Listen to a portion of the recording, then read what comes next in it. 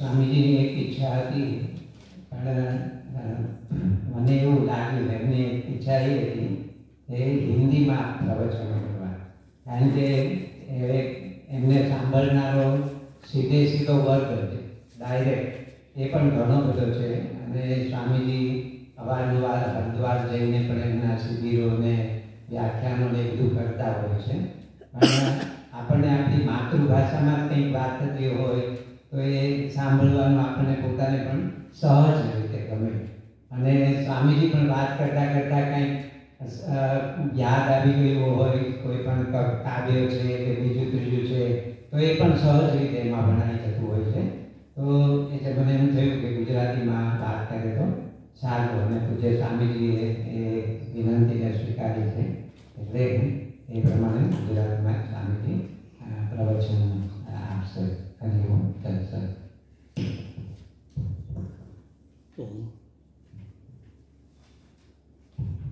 ઓમ ઓમ આવે છે, અવાજ આવે છે? હરિ ઓમ. હા, પછી થોડોક તો વધી જશે, પણ અત્યારે હરિ ઓમ હરિ ઓમ. હા, આવે છે બરોબર?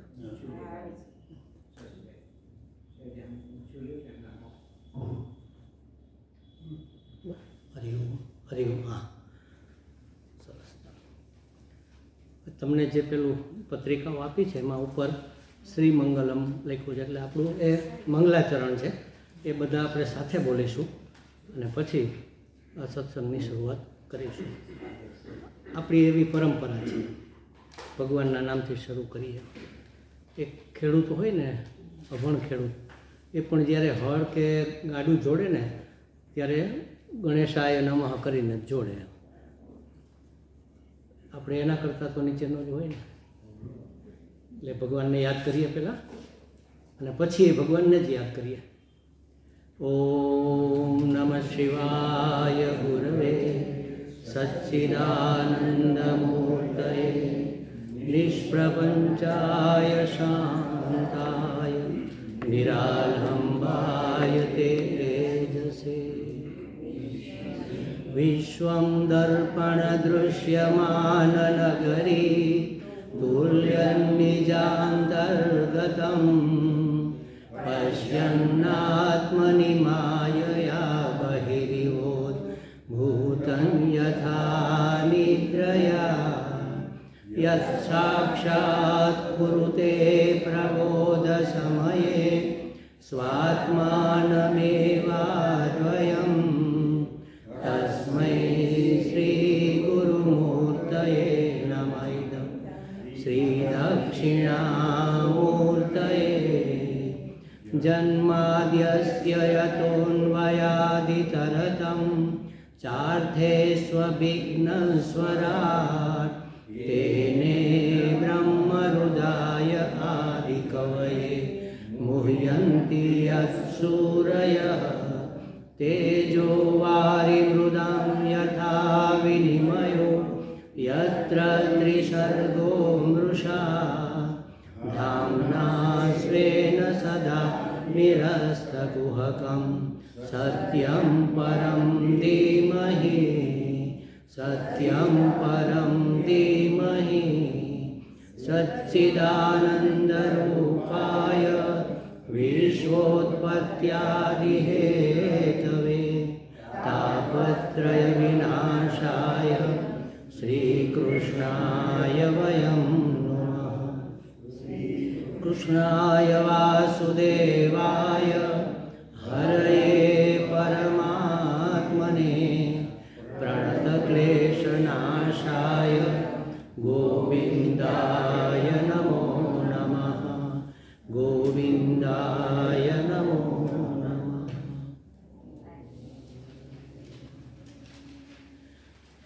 ગોવિંદાય નમો નમઃ બે વખત બોલવાનું આપણા શાસ્ત્રમાં એક એવો શિરસ્તો છે કે ત્યાં સમાપન થાય છે, અથવા મહત્ત્વની વસ્તુ હોય તો એને બે વખત બોલવામાં આવતી હોય છે. આપણે આની અંદર સત્યમ પરમ ધીમહિ બે વખત બોલ્યા, એ ભાગવતજીનું મંગલાચરણ છે અને એ પરમાત્મા સાક્ષાત પરમાત્માનું વર્ણન છે. અને અહીંયા ગોવિંદાય નમો નમઃ, અહીંયા આપણું શ્રીમંગલ પૂરું થાય છે એટલે બે વખત આપણે બોલીએ. ગોવિંદને નમસ્કાર કરે છે. ગોવિંદના અનેક અર્થો આપણા શાસ્ત્રમાં કર્યા છે. ગો એટલે મુખ્યત્વે આપણા માટે તો આ ઇન્દ્રિયો. ગો એટલે ગાયો પણ થાય. ગાયો જેમ લીલું ઘાસ જોઈને ચરવા માટે દોડી જાય, જ્યાં જોઈએ ત્યાં દોડી જાય, એવી રીતે આપણી આ બધી ઇન્દ્રિયો, 5 જ્ઞાનેન્દ્રિયો, 5 કર્મેન્દ્રિયો અને મન, એ 11 ઇન્દ્રિયો જ છે. એ ઇન્દ્રિયો, મન અંતઃકરણ છે, અંદરની ઇન્દ્રિય છે, અને આ બધી બહારની ઇન્દ્રિયો છે તો ઇન્દ્રિયો જ બધી મામા માસીના છે બે. એ જ્યાં પણ પોતાનો વિષય જોવે ત્યાં દોડી જતી હોય છે. એનું સંચાલન કોણ કરે છે? એનું સંયમન અને નિયમન. જોજો, 2 શબ્દ મહત્વના છે. એક તો એને ટાળી નથી દેવાની, તો માણસ જડ થઈ જાય, પથ્થર થઈ જાય ને. બધી ઇન્દ્રિયો નષ્ટ થઈ જાય તો માણસ તો પથ્થર થઈ જાય ને, સેન્સેશન જ કોઈ ન રહે. પણ એને સંયમમાં રાખવાની છે, એને નિયમમાં રાખવાની છે. સંયમ એટલે મર્યાદાની અંદર, અને નિયમ એટલે ફિક્સ પેટર્નની અંદર, એક ચીલાની અંદર એને ચલાવવાની છે. જેથી એવું શું કામ કરીએ આપણે? જેમ ફાવે એમ ચરવા દો ને, શું વાંધો છે? આટલા બધા તો વિષય છે મારા, એને શું વાંધો ચરવા દેવામાં? આપણે જેમ ફાવે એમ ખાઈએ તો શું થાય? પેટ બગડે, તબિયત બગડે અને જીવન બગડે. એવી રીતે ઇન્દ્રિયો પણ મન ફાવે એમ અત્યારે તો ચરે જ છે. થોડી ઘણી સંયમમાં આપણા પૂર્વના અને પૂર્વજોના અને ખાસ તો અહીંના સંસ્કારોના હિસાબે આપણે રાખી શકીએ છીએ સંયમન નિયમનમાં. બાકી અત્યારના યુગમાં તમે જુઓ, બારીની બહાર નીકળીને ક્યાંય સંયમ ને ક્યાંય નિયમ જેવી કોઈ વસ્તુ જ નથી. અને એમાં બગડવા સિવાય, જીવન બગાડવા સિવાય, દુર્લભ માનુષ જીવન, આ મનુષ્ય જીવન અત્યંત દુર્લભ છે. આપણને ખરેખર તો આપણે એમ કંઈક નાના, અમે તો સત્સંગી છે, અમને સમજાય છે કે જીવન કેટલું દુર્લભ છે. બાપા નથી સમજાતું. સમજાતું હોય તો આપણે એક ક્ષણ પણ આપણને આકરી લાગે, એક ક્ષણ પણ વેસ્ટેજ જાય તો એમ થાય કરે આ ક્ષણ પાછી જીવનમાં આવવાની નથી. કેટલી બધી ઘટનાઓ, કથાઓ આપણે સાંભળીએ. પેલા રાજાને મૃત્યુ વખતે 1 દિવસ લાંબો કરવો હતો, 1 કલાક લાંબો કરવો હતો. વૈદ્યોને કીધું મારું રાજ્ય લઈ લ્યો, મારું આ લઈ લ્યો. એક ક્ષણે લાંબી થઈ શકતી નથી. આવા જીવનને યોગ્ય રસ્તે લઈ જવા માટે પહેલાં તો માર્ગ આપણે ચીલો ચાતરીને ભલે, પણ આપણી એક પેટર્ન, આપણો એક રસ્તો તૈયાર કરવો પડે, ચીલા પાડવા પડે એવું કહી શકાય. ગાડું જ્યાં ચાલીએ ચીલા પડી જાય ને, એના ચીલા પાડીએ તો પછી મન એ જ રસ્તે દોડે. અને આપણને જે વિચારો બહારથી આવે ને, અત્યારે અહીંથી બધું જ પસાર થાય છે. શુભ અશુભ બધું જ પસાર થાય છે. અહીંથી ભગવાનની સ્તુતિઓ પણ પસાર થાય છે, અને અહીંથી ભયંકર આપવામાં આવેલી ગાળો પણ, આતંકવાદીઓની ગોળીઓના અવાજ પણ અહીંથી જ પસાર થાય છે. પણ આપણને રિસીવ શું થશે? જેવો આપણો ભાવ હશે. અને આમાં જેવા ચીલા પડ્યા હશે ને, પેલા ચીલો પડ્યો હોય ને, પહેલા વરસાદનું પાણી ક્યાં દોડે? સીધું પહેલાં ચીલામાં દોડે. એટલે આપણે ઇન્દ્રિયોને સંયમ અને નિયમમાં રાખવા માટે ચીલા પાડવા પડે. અને એ પાડવાનું આપણામાં સામર્થ્ય ન હોય તો શું કરવાનું? આપણે ઈચ્છીએ છીએ ને કે આપણી ઇન્દ્રિયો સંયમમાં રહે, નિયમમાં રહે. પણ સ્વામીજી નથી થતું આવું. અમને થતું, હજી થાય જ છે, અને બધાને થતું હશે કે સ્વામીજી આ કરવું છે પણ આ થતું નથી. તો એનું કારણ એ છે કે એમાં આપણું સામર્થ્ય ઓછું પડે છે. આપણી દાનત તો છે, પણ પૂર્વના સંસ્કાર આપણા ઉપર હાવી થઈ જાય છે. એ આપણને વશ કરી દે છે. એ પર છે, અને પરને વશ થવું એટલે પરવશ. આપણે પરવશ થઈ જઈએ છીએ. ત્યારે શું થાય? સર્વશક્તિમાન જે હોય ને, એની આરાધના કરવી જોઈએ, એને પ્રાર્થના કરવાની, એની મદદ માગવાની. પ્રાર્થના એટલે મદદ, અરજ, ભગવાનને પ્રાર્થના કરવાની. તો આપણી ઇન્દ્રિયોને સંયમન અને નિયમનમાં રાખે, યોગ્ય રસ્તે ચલાવે, જે પ્રાપ્ત કરવાનું છે એ કરે જ, અને જ્યાં નથી જવાનું એ તરફ જોવે પણ નહીં. એના માટે ગોવિંદાય નમઃ. ગો એટલે ઇન્દ્રિયો, અને એને વિંદ એટલે એને શાસનમાં રાખનાર એ પરમાત્મા. એનું નામ ગોવિંદ. એક જ પરમાત્મા છે, પણ એની ભૂમિકા પ્રમાણે નામ અલગ અલગ પડી ગયા. આપણે કોઈ માતાજી હોય, શિક્ષક હોય, તો સ્કૂલમાં હોય ત્યારે બધા શું કહે ને, ફલાણા ટીચર. માનો રમીલાબેન હોય તો રમીલા ટીચર, રમીલા ટીચર. હવે ઘેરે આવે, એમના સાસુ પાડોશી યારે વાત કરતા હોય, શું કહે? ચાલો અમારા રમીલા બહુ આવી ગયા. હવે ટીચર હતા એ બહુ કેવી રીતે બની ગયા? કારણ કે એની ભૂમિકા બદલી ગઈ. અંદર બાળકો રમતા હોય તો દોડે, મમ્મી આવી ગયા. એ જ વ્યક્તિ મમ્મી થઈ જાય. એના પતિ આવે તો પત્ની થઈ જાય. એના પિતા આવે તો પુત્રી થઈ જાય. એક જ વ્યક્તિ જ્યારે અલગ રોલમાં હોય ત્યારે એનું અલગ નામ પડે. એ કાર્યનામાની છે, એની ભૂમિકા પ્રમાણે નામ છે. ભગવાન એક જ છે, પણ એ જ્યારે આપણી ઇન્દ્રિયોનું સંયમન નિયમન કરે ત્યારે એને ગોવિંદ કહેવાય. એ ગોવિંદને હું નમસ્કાર કરું છું. એવું આપણે આ છેલ્લો એક જ શ્લોક સમજવાના છે. બાકી તો બધું તમને ઘણા બધાએ સમજાવ્યું હશે ને, તમે પોતે જ સમજો જ છો. આ સમજતા જ હશો. પણ હવે અહીંયા બેઠા એટલે વાતો કરવું પડે ને. એટલે આપણે જરા એને સમજવાનો પ્રયત્ન કરીએ. શું કહે છે એ ગોવિંદને શું કામ નમન કરવાનો છે? પ્રણત ક્લેશ નાશાય. આ શ્લોક ઘણા બધા બોલે છે અને અહીંયા પ્રણત પછી 2 વિસર્ગ મૂકે છે, 2 ટપકા. એ ખરેખર નથી, ભાગવતમાં નથી. પ્રણત એટલે પ્રણામ ઉપરથી શબ્દ બન્યો છે. પ્રણત જે પ્રણામની અવસ્થામાં સતત હોય એને પ્રણત કહેવાય. એટલે સમર્પિત, એટલે ભગવાનને જે સમર્પિત છે એનું નામ પ્રણત. એવા પ્રણતના ક્લેશનો નાશ કરનાર છે ગોવિંદ, એટલે આપણે એને નમસ્કાર કરીએ છીએ. તો ક્લેશ એટલે શું? જે કાંઈ પણ આપણને દુઃખ થાય કે પીડા થાય, 2 એક જ નહીં? દુઃખ અને પીડા એક ખરું કે નહીં? દુઃખ મનમાં થાય છે, પીડા શરીરમાં થાય છે. દુઃખ મનથી, એક દુઃખ છે, એક હું છું, આપણે એને ભેગા કરી દીધા. હું દુઃખી છું, ત્યાં ભૂલ છે. દુઃખ છે પણ દુઃખી થવું કે નહીં એની સ્વતંત્રતા મને છે. તમને એમ લાગે કેવું કેવી રીતે બને સ્વામીજી? હવે ટાંટીઓ કપાઈ ગયો હોય તો દુઃખ તો થાય જ ને. તો દુઃખ ન થાય, એ પીડા થાય. અને પીડાનો ઉપાય છે, એનો ઉપચાર થાય, એની દવા થાય, એનું ઇન્જેક્શન આવે પેઇન કિલરનું, એ બધું થઈ શકે. પણ દુઃખનો ઉપચાર માત્ર સમજણ છે. એટલે ભગવાન અર્જુનને 700 શ્લોકમાં સમજાવે છે કે તું ખોટો વિષાદ કરે. શોક અને વિષાદ કયો કે દુઃખ કયો, આ બધા મનના ધર્મો છે. સુખ દુઃખ મનના ધર્મ છે, આપણા ધર્મ નથી. આપણા એટલે હુંના ધર્મ નથી. હું એટલે આત્મા, એના ધર્મ નથી. તો કહે છે કે જે આપણે શરણાગત છે, સમર્પિત છે, એની દુઃખ અને પીડાનો, શોક અને વિષાદનો, હતાશા અને નિરાશાનો, ભય અને ચિંતાનો આપ નાશ કરો. આટલા બધા શબ્દો શું કામ વાપરવા જોઈએ? વિચાર કરજો આ બધા શબ્દો ઉપર. એટલા માટે તમને પીરસું છું. એક વિશ્લેષણ કરી દઉં, જેમ આપણે દુઃખ અને શોકની વાત કરીએ એમ દુઃખ અને પીડાની. ભય અને ચિંતા, ભય ભૂતકાળનો હોય અને ચિંતા ભવિષ્યની હોય. અરે મેં આમ કર્યું હતું અને આ કોઈને ખબર નહોતી પડી, હવે ખબર પડી જશે તો, મારી આ ભૂલ પકડાઈ જશે તો. જે બની ગયેલું હોય ને એનો ભય હોય, અને જે આવનાર હોય ને એની ચિંતા હોય કે કાલે શું થશે, કાલે શું થશે. ભૂતકાળનો ભય, ભવિષ્યની ચિંતા, વર્તમાનનું એનો મોહ હોય. વર્તમાન તો છે કેટલો? ખાલી એક ક્ષણ માત્ર. એક ક્ષણમાં એ ભૂતકાળ થઈ જાય અને આવ્યા પહેલાં એક ક્ષણ ભવિષ્ય હોય. એટલે આમ તો ભૂત અને ભવિષ્ય 2 જ કાળ છે. વર્તમાન તો આપણે જોયું નથી, અને જોવા માટે ભગવાન કરે ને આપણને એવું સામર્થ્ય પ્રાપ્ત થાય. ક્ષણાર્ધ માટે જ વર્તમાન હોય છે બસ. અને વર્તમાનમાં રહેવું એનાથી મોટી એકે સાધના નથી. અઘરામાં અઘરી સાધના પણ એ જ છે, વર્તમાનમાં રહેવું. જે થઈ ગયું એને આપણે બદલી નથી શકવાના, એના ઉપરથી શીખી શકાય. અને જે થવાનું છે એ આપણા હાથમાં નથી. તો એના માટે ભગવાનને પ્રાર્થના કરી છે. એટલે કે જે પ્રણત ક્લેશ નાશાય ગોવિંદાય નમઃ. ક્લેશ, આ બધાનો જે થાય મનમાં એને ક્લેશ કહેવાય. આ બધી જ વસ્તુઓની જે અસર ઊભી થાય ને, દુઃખ અને પીડાની, ભય અને ચિંતાની, એ બધી જ અસર જે ભેગી થાય એને ક્લેશ કહેવાય. એટલે કોઈ પણ જાતની પીડા, કોઈ પણ જાતનું દુઃખ સમજો, એ બધાનો નાશ કરનાર એ ગોવિંદ બાપાને નમસ્કાર.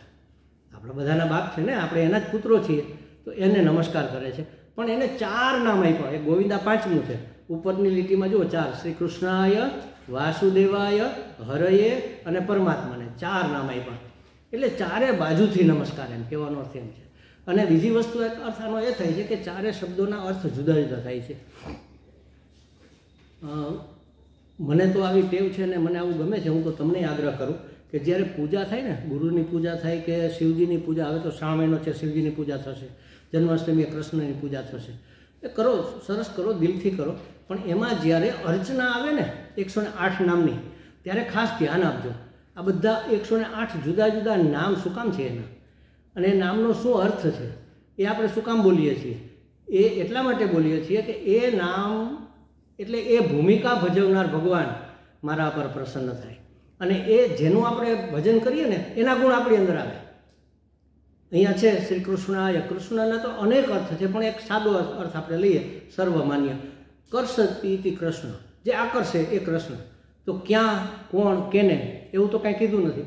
આખી સૃષ્ટિમાં દરેક વ્યક્તિ, વસ્તુ, પદાર્થ, પરિસ્થિતિમાં કંઈક ને કંઈક તત્વ એવું હોય છે કે જે આપણને આકર્ષે. કોઈકને તો ગમતું જ હોય. એ કૃષ્ણ છે. એ કૃષ્ણ છે, એમાં એને હિસાબે એ વસ્તુ આપણને ગમે છે. મેં આની પહેલાં ગયા વખતે એક વાત કરેલી, તમને કદાચ યાદ હોય તો, પેલું વારા, આપણે શું કહે, ભૂંડ. એ એટલું ગંદુ હોય ને કોઈને ગમે નહીં. મને પહેલાં તો સાવે ન ગમતું, હજી ગમે છે કે નહીં એ શંકા છે. પણ પહેલાં તો સાવ ન ગમતું. પણ હું ઋષિકેશમાં દીક્ષા લીધા પછી 2 મહિના ત્યાં રોકાણો અને ત્યાંથી કૈલાસ પીઠમાં બૃહદારણ્યક ઉપનિષદ ચાલતું એ ક્લાસ ભરવા હું જાઉં અને કિનારે કિનારે ચાલુ, નદીના કિનારે કિનારે થઈ અને જાઉં. વચ્ચે રસ્તામાં એક થોડીક ગંદકી જેવું આવે, ત્યાં ઘણા બધા ભૂંડ હોય અને એ આમ આડું જોઈને આમ જોઈને જતો રહો. ત્યાં સુધી મને એના માટે રુચિ હતી. હવે નથી એમ કહી શકાય કે નહીં, ખબર નથી, પણ લગભગ નથી એમ. પણ એક વખત એવું બન્યું, સૂર્યોદય બરાબર થતો તો સવારમાં વહેલા ક્લાસ શરૂ થઈ જાય અને એ પેલું એક ભૂંડ હતો ને એને આમ કરીને મારી સામે જોયું અને એની આંખ ગોલ્ડન કલરની એટલી સરસ ચમકે, આપણે એમ છે ઘરે ભગવાન, તમે જોઈ હશે કદાચ, જોજો હવે, કે આટલા ગંદા પ્રાણીને પણ આટલી સુંદર આંખ ભગવાને આપી છે. કેટલી સરસ આંખ, બહુ જ સુંદર એમ, અતિશય સુંદર એમ, જાણે કે સોનાની બની હોય ને એવી. એટલે દરેકની અંદર કંઈક તો આકર્ષક હોય જ છે, બધું આકર્ષક હોય છે, પણ આપણને અનુકૂળ આવે એવું કંઈક હોય છે. એ કૃષ્ણ છે. કૃષ્ણ એ રૂપે ત્યાં અભિવ્યક્ત થયો છે. એ કૃષ્ણને હું પ્રણામ કરું છું. કૃષ્ણાય વાસુદેવાય. વાસુદેવ એટલે વાસનાત વાસ, બધે જ જે વસેલો છે એ વાસુદેવ. વસેલો છે એટલે નિવાસ કરેલો છે. નિવાસ એટલે કેવી રીતે, આપણે વેદાંતની ભાષામાં ઉપાદાન કહીએ છીએ. ઉપાદાન રૂપે આ રૂમાલ છે તો રૂમાલનું ઉપાદાન શું છે? વસ્ત્ર છે તો એના તંતુ અથવા રૂ, કોટન જે કહેવાય, અત્યારે તંતુ કહો ને, એમ એના તાણાવાળા દોરી, એ આમાંથી તાણાવાળા દોરી કાઢી લઈએ તો પાછળ શું વધે? રૂમાલ જ ન રહે ને. એટલે જે છે એ પેલા દોરા છે એ જ છે, એ જ રૂમાલ રૂપે અભિવ્યક્ત થાય છે. એવી રીતે ભગવાન બધામાં વસેલો છે. એટલે આની જેમ એમાંથી એ નીકળી જાય ને તો પાછળ કાંઈ ન વધે. દાદા હતા ને હવે બોલતા નથી, ડૉક્ટર હાથ પકડીને આમ કરે, હું શું થયું પણ દાદા કહો તો ખરા, ડૉક્ટર શું થયું, હું પણ બોલો તો ખરા. તો કે હવે આમાં રામ નથી. રામ ક્યાં ગયો? જતો રહ્યો. રામ નથી એટલે આપણે જેને જીવ કહીએ છીએ, આત્મા કયો, પરમાત્મા કયો, જીવાત્મા કયો, એની અંદરનું ચેતન, સૂક્ષ્મ શરીર આ સ્થૂળ શરીરને છોડીને જતું રહ્યું. તો એમાં કોણ વસેલું હતું? હજી એ છે, આપણને દેખાતું નથી. મળદામાં ભગવાન તો છે. જો ભગવાન એટલે ચૈતન્ય, અનંત ચૈતન્ય. અનંત ત્યારે જ કહેવાય જેમાં એનો અંત જ ન થાય. બધે હોય એને અનંત કહેવાય. ખુરશી ટેબલ બધામાં હોય એને અનંત કહેવાય. તો જ્યાં જે બધે જ વસેલો છે એ વાસુદેવ, એને હું પ્રણત છું, એને હું સમર્પિત છું. ગમે એને સમર્પિત નથી. જુઓ કેવા કેવા વ્યક્તિત્વ છે ભગવાનના અને જેના તરફ આપણું સમર્પણ છે. હરી લે છે. શું હરી લે છે? મારી પીડા અને મારું દુઃખ, મારા માટે જે કામનું નથી તે. આની પહેલાં આપણે વાત થઈ હતી કે પ્રાર્થના આપણે કરીએ પણ આપણને પ્રાર્થના કરતાં આવડતી નથી. બાળકોને આવડતી હોય છે, આપણને નથી આવડતી. આપણે એમ કે હે ભગવાન મારા પૌત્રને 95% આપજે. ભગવાન કે સારું આપીશ. આપણે શું કામ 95 માંગ્યા? કારણ કે ગયા વખતે 95% કે 94% એ મેડિકલમાં એડમિશન અટક્યું હતું, મારે મેડિકલમાં મોકલવો છે. આ વખતે 97% અટક્યું. શું કરું? 95 તો આવ્યા. તો આપણો હેતુ તો સિદ્ધ થયો નહીં. બાળકો કેવી રીતે માગે? હે ભગવાન ભલું કરજે. હવે કેનું ભલું કરજે, કેવી રીતે કરજે, એ બધું તું નક્કી કર. એમાં બધાનું આવી ગયું કે નહીં? આનાથી ઉત્કૃષ્ટ પ્રાર્થના હોય? હે ભગવાન ભલું કરજે. એનાથી પણ આપણને એમાં કાંઈ ઉત્કૃષ્ટતા દેખાતી જ નથી. શું કામે? આપણો સ્વાર્થ. આપણો સ્વાર્થ આપણને એક જગ્યાએ કેન્દ્રિત કરી દે છે, એટલે વિશાળતા દેખાતી નથી. અહીંયા હરય એટલે એવી વસ્તુનું હરણ કરી લેનાર કે જે મારા કલ્યાણમાં બાધક છે. આમ તો એવું કહેવાય છે કે ભક્ત ઉપર ભગવાન ખૂબ પ્રસન્ન થાય ને ત્યારે એના સંબંધો છીનવી લે પહેલાં, અને પછી પહેલાં એની સંપત્તિ છીનવી લે ને પછી સંબંધો છીનવી લે. ભાગવતમાં એક ભિક્ષુ ગીત છે, ક્યારેક આપણે ભણીશું, મોકો મળશે તો, નહીં તો તમે વાંચજો. કેટલી સરસ વાત ભિક્ષુ ગીતમાં. અમારા સ્વામીજી એના ઉપર સરસ પ્રવચનો કરેલા છે, પુસ્તક છે એના ઉપરનું, પણ એ ભિક્ષુ ગીત તમે વાંચજો. ભગવાન બધું હરી લે છે એના કલ્યાણ તરફ પ્રેરવા માટે, તમને દુઃખી કરવા માટે નહીં. આપણે તો એના લાડકા દીકરા છીએ, લાડકી દીકરીઓ છીએ. આપણને શું કામ દુઃખી કરે? આપણા કલ્યાણનું જ માત્ર એ વિચારે. એવા પરમાત્માને હું પ્રણત છું. હરે એ પરમાત્માને, પરમ આત્મા. પરમ એટલે જેમાં બધું જ સમાઈ જાય, એટલે બધાનો આત્મા એ પરમાત્મા, એ મારો પણ આત્મા. એમ આ બધાને હું સમર્પિત છું. ખાલી સમર્પણ જ માત્ર આપણે કરી શકીએ, બાકી આપણામાં કાંઈ ત્રેવડ જ નથી કંઈ કરવાની. આપણે આપણી ઇન્દ્રિયોને કાબૂમાં નથી રાખતા, આપણે બીજું શું કરી શકવાના? એટલે ભગવાનને સોંપી દેવાનું કે ભગવાન હવે જે થાય એ તું કર. પણ એનો એવો નથી કે મન ફાવે એમ આપણે વર્તન કરીએ અથવા પડ્યા જ રહીએ, પ્રમાદ કરીએ. આપણે થાય એટલું કરવાનું, પછી કહેવાનું કે હવે બાકીનું તું કર, મારાથી આટલું થયું એમ. છોકરાઓ લેસન કરતા હોય ને ત્યારે હવે અત્યારની મમ્મીઓ તો બધું આખું પોતાના હાથથી કરી દે છે. અમારા વખતે તો એવું હતું નહીં, આપણા બધાના વખતે તો.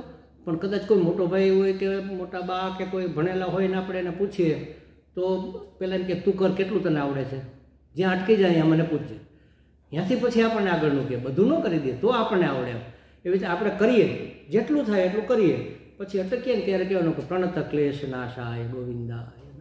ત્યારે ભગવાનને આપણે સ્તુતિ કરવાની. આ સ્તુતિ એટલે પ્રાર્થના, એક જાતની પ્રાર્થના છે. સ્તુતિ કયો, કીર્તન કયો, વર્ણન કયો, નિરૂપણ કયો, પ્રતિપાદન કયો, જ્ઞાન પ્રદાન કયો, શેના દ્વારા થાય? વાણીથી થાય. વાણીથી થાય ને, એટલે વાણી પવિત્ર હોવી જોઈએ. સૌથી પહેલી વસ્તુ તો એ છે. એટલે એ ભગવાન ભાગવતજી આજે આપણે આ ભણવાના છીએ, જે હવે પછીનો આપણો વિષય છે, એ ભગવાનની શ્રીમદ નારાયણની વાંગમય મૂર્તિ છે. વાંગમય એટલે વાણી સ્વરૂપ, વાંગ એટલે વાણી, વાણી સ્વરૂપ મૂર્તિ છે. વાંગમય અવતાર છે એમ કહેવાય. ભાગવત છે એ ભગવાનનો વાંગમય અવતાર છે. આપણા બધા શાસ્ત્રો, ખાલી ભાગવત જ નહીં પણ ખાસ કરીને ભગવાને ભાગવતમાં પોતાનું વર્ણન કરેલું, ઉદ્ધવજી પાસે પોતાનું બધું તેજ અને ભાગવતની અંદર આરોપી દીધેલું છે. એટલે એ ભગવાનનું અવતરણ છે, વાંગમય મૂર્તિ. ભગવાન અવતરણ કરે છે, અવતાર ધારણ કરે છે, જન્મ નહીં. આપણે ભલે જન્મ કહીએ પણ અર્થ એનો અવતાર જ છે. અવતાર એટલે શું? ઉતરી આવવું, અવતરણ, પોતાના સ્થાનેથી નીચે આવવું. ભગવાન તો એટલા ઉત્કૃષ્ટ છે. ઉર્ધ્વ મૂળ અધ શાખ આપણે કહીએ છીએ ને, ઉર્ધ્વ મૂળ છે. ઉર્ધ્વ મૂળ એટલે ઉપર મૂળ છે, ઊંધું ઝાડવું છે એવું નહીં. ઉર્ધ્વ એટલે ઉત્કૃષ્ટ. ભગવાન તો અત્યંત ઉત્કૃષ્ટ છે. ત્યાં સુધી આપણી પહોંચ નથી, આપણી સમજણ નથી, આપણી કોઈ ઓકાત નથી. એટલે ભગવાન આપણા લેવલે ઉતરીને આવે છે. આપણે અહીંયા જે પ્રવચન કરીએ છીએ ને, આ બધી જ વસ્તુઓ શાસ્ત્રનિષ્ઠ ભાષામાં જો હું કરું ને તો કાલામાંથી 25% ન આવે. આપણે એના લેવલે જઈને એની ભાષામાં વાત કરીએ તો લોકોને સમજાય, તો આ ઉપયોગમાં આવે, તો કંઈક કામ આવે. એમ ભગવાન પણ આપણા લેવલે નીચે આવે, એનું નામ અવતરણ. અને અનેક જાતના ભગવાનના અવતાર થતા હોય છે. એમાં એક આ વાંગમય અવતાર છે, પછી વિગ્રહ અવતાર, મૂર્તિ સ્વરૂપે પણ ભગવાન જ હોય છે. આપણે મંદિરમાં જાય ને તો અત્યારે શું જોઈએ? હા, કેવા સરસ વાઘા, કેવા સરસ ઘરેણા, કેવું સરસ ફલાણું હતું, એ જોઈને આવીએ. એમ કેના દર્શન કર્યા? મૂર્તિના. મૂર્તિના નહીં, મૂર્તિ સ્વરૂપે પ્રગટ થયેલા પરમાત્માના, ભગવાનના. એ મૂર્તિ સ્વરૂપે પ્રગટ થયા છે. વિગ્રહ છે એનો, એ ચિત્ર સ્વરૂપે હોય. પછી ભગવાન પૂર્ણ અવતાર પણ લે, અંશાવતાર પણ લે, કોઈ એક નિમિત્ત માત્ર માટે. જેમ કે નરસિંહ ભગવાન છે તો પ્રહલાદનો ઉદ્ધાર અને હિરણ્યકશિપુનો સંહાર કરવા પૂરતા આવ્યા, પાછા જતા રહ્યા.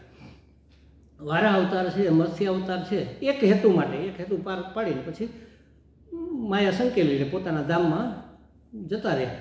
તો એવી રીતે અનેક જાતના અવતાર ભગવાનના થતા હોય છે. આ છે ભાગવતજી છે, એ એમનો વાંગમય અવતાર છે, વાણી સ્વરૂપનો અવતાર છે. અને આવો અવતાર ભગવાને શું કામ લીધો? બધા જ અવતાર શું કામ ભગવાન લે છે? એ સંસારના જીવોના મનને ભગવદ અભિમુખ કરવા માટે. આ સંસારના, આપણે બધા સંસારના જીવ જ છીએ. આપણે અભિમુખ એટલે આપણું મુખ કેના તરફ છે? આપણી વૃત્તિઓ કેના તરફ છે? સંસારને અભિમુખ છીએ ને આપણે બધા. એ ભગવદ અભિમુખ થાય, ભગવાન તરફ આપણું મુખ આમ ફરે. ભગવાન બીજે ક્યાંય છે જ નહીં, આપણે ઊંધા ફરીને બેઠા છીએ, બસ એટલો જ ફેર છે.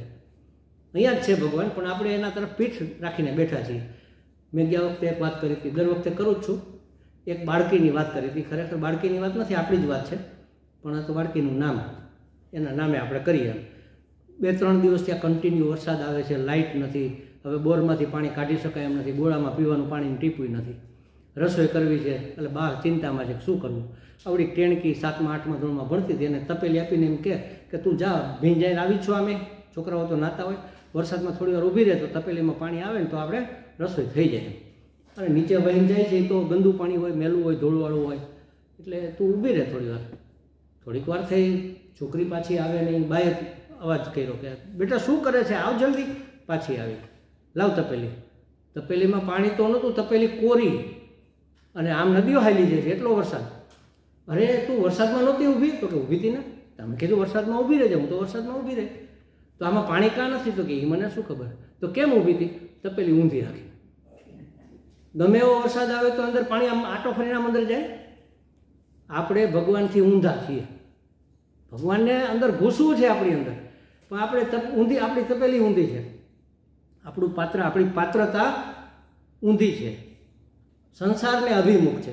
એને ભગવદ અભિમુખ કરવા માટે ભગવાન અવતાર લે છે, ભક્તો માટે અવતાર લે છે.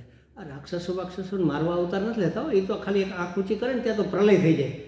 એ રાક્ષસ તો શું વિષાત્મા છે, એ તો એક નિમિત્ત છે. એ નિમિત્તે ભક્તોનો ઉદ્ધાર કરવા માટે ભગવાન અવતરણ કરે છે, નીચે ઉતરીને આવે છે અને આ બધી લીલાઓ કરે છે.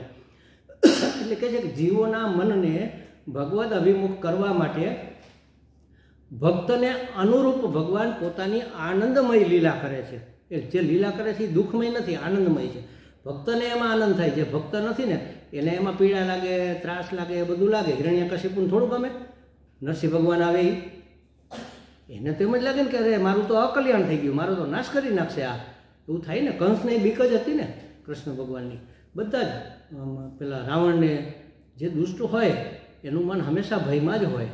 એટલે ભક્તોને આનંદ પ્રદાન કરવા માટે ભગવાન પોતાની લીલાનું પ્રાકટ્ય કરે છે, પ્રકાશન કરે છે. લીલા ચાલી જ રહી છે અત્યારે, પણ એ પ્રકાશિત નથી આપણને થતી, આપણી સમજણમાં નથી. પ્રકાશિત કરે છે એટલે સમજણમાં આવે એવી રીતે રજૂ કરે છે. વિજ્ઞાનની ભાષામાં કહીએ, એક રેતીનો કણ લયો તમે, પછી એને કાપીને એ અણુ કહેવાય ને, એમાંથી ઝીણા ઝીણા ભાગ કરીએ તો શું થાય? પરમાણુ, પરમ અણુ. એના 3 ટુકડા થાય પરમાણુના. એ એક ઇલેક્ટ્રોન, એક પ્લુટોન અને એક ન્યુટ્રોન. હવે વિજ્ઞાનમાં અમે એવું ભણ્યા હતા ત્યારે એમાં ચિત્ર આવતું એવું, ન્યુટ્રોન વચ્ચે હોય અને ઇલેક્ટ્રોન પ્રોટોન આમાં આટા મારતા હોય, જોરદાર એકદમ ફરતા હોય અને સતત ગતિમાં હોય. એમાં જીવ નથી હો. રેતીનો કણ લીધોમાં ક્યાં જીવ છે? પણ છતાં એ આપણને દેખાતો નથી. તમે સૂક્ષ્મ, અત્યંત સૂક્ષ્મ દર્શક યંત્ર જે વૈજ્ઞાનિકોનું આવે એમાં જુઓ એટલે ન્યુટ્રોનની આજુબાજુમાં ઇલેક્ટ્રોન અને પ્રોટોન આમ જોરદાર આમ સામસામે અવળી ગતિમાં ચક્કર મારતા હોય. તમે આવું ચિત્ર જોયું હશે વિજ્ઞાનમાં. તો એ રેતીના કણની અંદર છે. એ રેતી આપણે આ દિવાલમાં ચણેલી છે, તો આ દિવાલ સ્થિર છે? ચાલે છે ને? એની લીલા ચાલે છે. નટરાજ છે, એ સતત એનું તાંડવ નૃત્ય ચાલુ છે. એમાં નહીં દેખાય. સર્જન અને વિસર્જન જુઓ. એક બીજ પડે, એ ઉગે, એ છોડ થાય, એ મોટું વૃક્ષ થાય અને પછી નષ્ટ થાય. સતત સર્જન અને વિસર્જનની લીલા કન્ટિન્યુ ચાલે જ છે. પણ એને આપણે ઓળખી શકતા નથી. એ વસ્તુ આપણને આનંદ આપે છે? નથી આપતી, કારણ કે આપણે સમજતા. આ દિવાલ જોઈને આપણને આનંદ થાય, પણ સમજતા હોય કે ભગવાન આમાં નૃત્ય કરે છે, નટરાજ નૃત્ય કરે છે, તો આનંદ થાય. એટલે આપણને સમજાય એવી રીતે આપણને આનંદ આપવા માટે ભગવાન પોતાની લીલાનું પ્રકાશન કરે છે. એ પ્રકાશન વાણી દ્વારા વ્યક્ત થાય છે અને એ સ્તુતિ રૂપે હોય, પછી એ વર્ણન રૂપે હોય. કીર્તન આપણે કહીએ છીએ ને, એ પણ વાણીનો જ એક અભિવ્યક્તિનો પ્રકાર છે. કીર્તન રૂપે હોય, નિરૂપણ રૂપે હોય, પ્રતિપાદન રૂપે હોય, અથવા કોઈને શીખવવા માટે, જ્ઞાન પ્રદાન કરવા માટે, ઉપદેશાત્મક એ રૂપે પણ હોય. અહીંયા આપણે જે ભણવાના છીએ એ ભાગવતના પરમાર્થ દર્શન, આવો શબ્દ મેં મૂક્યો.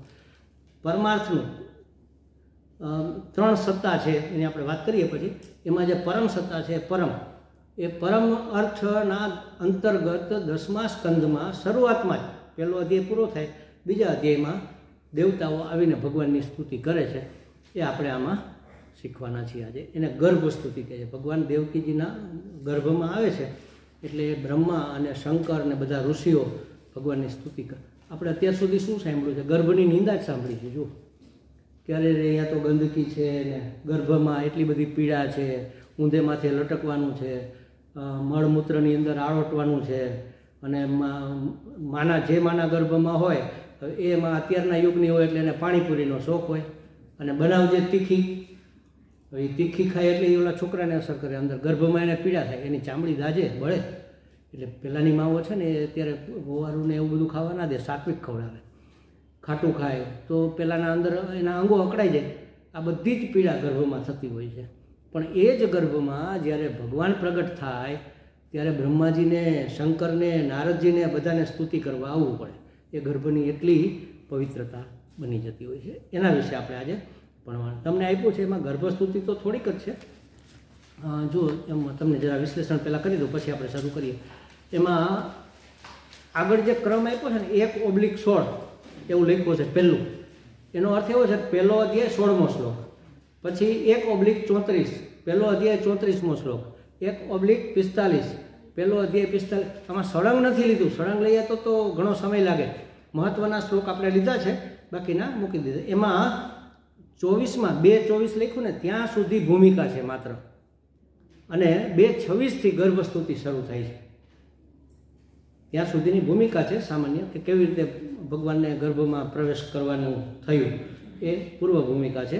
અને 2:26થી માંડીને પાછળના પાને 2:39 તગડે નવડે 39 ત્યાં સુધી ગર્ભસ્તુતિ આપણે લીધી છે. પછી 3:1 છે ને ત્યાંથી આપણે આગળ નથી લેવાના, લઈ શકાશે નહીં એટલા માટે નથી લેવાના. પણ મેં અહીંયા શ્લોકો એટલા માટે મૂક્યા કે જો સમય મળશે તો આપણે લેશું, ન સમય મળે, થોડોક સમય મળશે તો ખાલી ભાષાંતર કરી જશું, અને એટલોય સમય નહીં મળે તો તમને હું આગ્રહ કરીશ કે આટલા શ્લોકો તમે ભાગવતમાંથી વાંચી લેજો. ખાસ ભગવાન પ્રગટ થાય છે પછીના શ્લોકો છે. ભગવાન પ્રગટ થયા એટલે વસુદેવજી આશ્ચર્યચકિત થઈ ગયા. પછી એણે જે એના માટે સ્તુતિ કરી અત્યંત ઉત્કૃષ્ટ છે. પછી માતાજીએ પણ, દેવકીમાએ પણ થોડાક શ્લોકોમાં એની સ્તુતિ કરી. અત્યંત હળાહળ વેદાંત ભરેલું છે, બહુ જ સરસ છે. એ તમે વાંચી લેજો જો આપણાથી ન થાય તો. અને હું માનતો નથી કે મારાથી થાય એમ, આપણે ઢીલા પહોંચાડવા આપણાથી શું થાય. એટલે એક ગર્ભસ્તુતિ સુધી આપણે પહોંચવાનો પ્રયત્ન કરીશું. હવે જુઓ, હમણાં હું આવ્યો ને ત્યારે બરાબર સરખી રીતે પાણી પીને આવ્યો, અને માતાજી અહીંયા પાછું પાણી ભરીને મૂક્યું છે, અને પાછું સ્વામીજીએ એસી ચાલુ રાખ્યું છે. એટલે એમાં આમ કરીને આમ નીંદર આવી જાય, માની લો કે આવી જાય, આવશે નહીં, હું કાળજી રાખીશ, તો માની લો કે નીંદર આવી જાય. તો પેટ ભરેલું હોય ને તોય નીંદરમાં ભૂખ લાગી હોય એવું બને કે નહીં, તરસ લાગી હોય એવું બને કે નહીં. પાણી પીને આવ્યો છે પણ મને સ્વપ્નમાં તરસ લાગે, તો આ જાગ્રતનું પાણી મને કામ આવે કે ન આવે? તો બાજુમાં જ છે, આટલો હાથ લાંબો કરીને ન લઈ શકાય? સ્વપ્નની તરસ મિટાવવા માટે સ્વપ્નનું જ પાણી જોઈ, જાગ્રતનું પાણી કામ ન આવે. એ બંને સત્તા છે, સ્વપ્નની સત્તા, જાગ્રત છે એ વ્યવહાર સત્તા છે, સ્વપ્ન છે એ પ્રાતિભાષિક સત્તા છે, અને વાસ્તવમાં પરમાર્થ સત્તા છે. આમ 3 સત્તાને આપણા શાસ્ત્રોમાં માન્યતા આપવામાં આવી છે, આપણા માટે, આપણા બધા માટે, મહારાજ માટે નહીં. મહાત્માઓ 2 જ સત્તા માને છે, સંસારી સ્વપ્ન જ માને છે કે આ સાચો ક્યાં છે, આ તો સ્વપ્ન છે, આ સમષ્ટિનું સ્વપ્ન છે. વ્યવહાર સત્તા નામે કોઈ વસ્તુ છે જ નહીં, અને આપણા માટે તો વ્યવહાર સત્તા જ મેઇન છે. પ્રાતિભાષિક સત્તા તો જ્યારે હોય ત્યારે હોય, જ્યારે આભાસ થાય ત્યારે, રજ્જુમાં સર્પ દેખાય ત્યારે પ્રાતિભાષિક, અરીસામાં મોઢું દેખાય તો પ્રાતિભાષિક, સપનાઓ આવે એ પ્રાતિભાષિક, મૃગજળ દેખાય તો એ પ્રાતિભાષિક. અને પરમાર્થ સત્તા શું છે એનો તો પરિચય જ ક્યાં છે આપણને? વાસ્તવમાં અહમ બ્રહ્માસ્મિ એનો છે પરિચય, એ પારમાર્થિક સત્તા છે. તત્વમસી એ પરમાર્થ સત્તા છે. તો જે સત્તામાં જે સમસ્યા હોય એ સત્તામાં જ એનો ઉકેલ થાય. સ્વપ્નમાં તરસ લાગી હોય તો જાગ્રતનું પાણી કામ ન આવે. જાગ્રતમાં ભિખારી થઈ ગયા હોય